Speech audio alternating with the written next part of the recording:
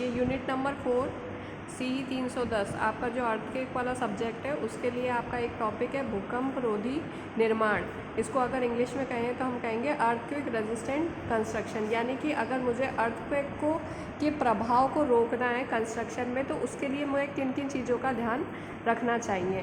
तो first important आपकी जो बात मैं अगर कहूँ तो कि किसी भी जो कंस्ट्रक्शन है जो कि अर्थक्वेक के जोन में आता है तो उसको अगर रेजिस्टेंट करने का बेसिक एक नियम ये होना चाहिए कि आपका जो स्ट्रक्चर की सारी जो इकाइयाँ हैं वो आपस में एक दूसरे से बंधी हुई रहनी चाहिए। अगर कोई स्ट्रक्चर पूरा चारों तरफ से आपस में बंधा हुआ ही पूरा ऊपर जाता है तो यानी कि वो एक यूनिट की तरह काम करता है और उस पर जो अर्थक्वेक का जो इफ़ेक्ट है वो कम होगा कंपैरेटिवली अगर वो अलग अलग यूनिट्स में डिवाइडेड है। तो यानी जैसे कोई अगर कम अच्छा कंस्ट्रक्ट हुआ है तो वो सबसे पहले इफेक्टिव होगा, उस पर अर्थक्वेक का सबसे ज़्यादा असर दिखाई देगा। तो यानी इसीलिए सबसे पहले आपको संरचना की समस्त अवयव एक इकाई के रूप में अर्थात एक साथ कार्य करें, ऐसा अपन को ध्यान में रखना है अर्थक्वेक रेजिस्टेंट कंस्ट्रक्शन के लिए। तो इसके लिए उसने कुछ उपाय बताएं कि आप किस तरीके से एक यूनिट में आप किसी भी कंस्ट्रक्शन की इकाइयों को बांध सकते हैं। तो इसमें फर्स्ट है आपका संरचना की परिधि में बंधक धरन या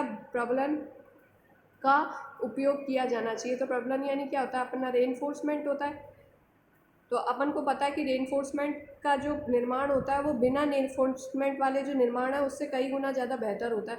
तो अगर अपन रेनफोर्समेंट का उपयोग करते हैं तो उससे क्या होगा कि आपके बॉन्डिंग अच्छी बनी रहेगी और इससे आपके जो पूरा स्ट्रक्चर है वो एक यूनिट की तरह काम करेगा। तो इसका एक इम्पॉर्टेंट फैक्टर ये है कि आप रेनफोर्समेंट का इस्तेमाल करें। दूसरा है संरचना के कुर्सी तल, लिंटल, खिड़की तल या छत तल पर प्रबलित कंक्रीट की धरन बनाई जानी चाहिए। यानी कि उसने बताया कि प्लिंथ लेवल पर, लिंटल लेवल पर, खिड़की के तल पर या छत के तल पर आपका कंक्रीट ये जो रेनफोर्स्ड कंक्रीट धरन होती है यानी बीम होती है उसका इस्तेमाल करना चाहिए। इससे क्या होता है कि आपका जब भूकंप आता है उस समय आपकी जो धरन यानी जो बीम है वो आपकी दीवारों से बंधी रहती है और वो गिरने से उसे रोकती है। तो यानी आपका इम्पॉर्टेंट फैक्टर है कि आपका रेनफोर्समेंट मतलब इस्तेमाल होना ज़रूरी है। फिर उसमें दीवारों में आपस में उचित बॉन्ड लगाए जाने चाहिए। तो इसका मतलब आप लोगों को पहले बॉन्ड्स बताए थे सेकेंड ईयर में, जिसमें कि इंग्लिश बॉन्ड होता है, फ्लेमिश बॉन्ड होता है। तो ये अच्छे बॉन्ड्स होते हैं, इनका इस्तेमाल करेंगे तो आपकी दीवार के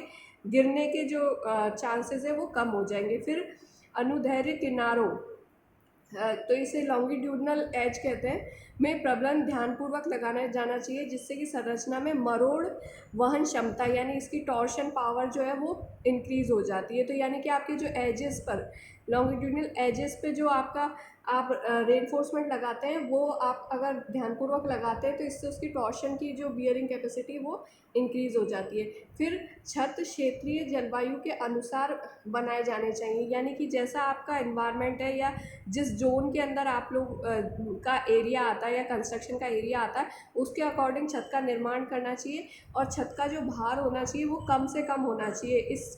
इसके लिए उसने बताया है कि आपकी ये जो हिप्ड छत होती है ये सर्वोत्तम पाई गई। हिप्ड छत किसे कहते हैं, ऐसी जो छत होती है ये अर्थक्वेक जोन में सबसे ज़्यादा बेनिफिशियल बताई गई। क्यों? क्योंकि इसका एक तो सेल्फ वेट कम होता है और ये अकॉर्डिंग टू इन्वायरमेंट अगर बनाई जाए तो ये सबसे अच्छा बेस्ट रिजल्ट देती है। तो यानी आपके किसी भी अर्थक्वेक रेजिस्टेंस कंस्ट्रक्शन के लिए इसने 5 पॉइंट बताए कि अगर आप जब आप डिज़ाइन कंस्ट्रक्शन करते हैं या डिज़ाइन करते हैं तो इन बातों का अगर आप ध्यान रखेंगे तो आपका अर्थक्वेक का कम इम्पैक्ट होगा।